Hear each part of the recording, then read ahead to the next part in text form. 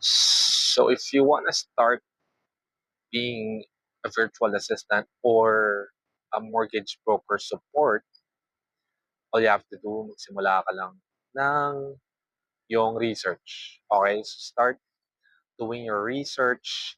Hanap ka online, yung mga materials online, YouTube, or any PDF ebooks where you can start learning the mortgage industry sa Australia or being a virtual assistant sa Australia or even sa US.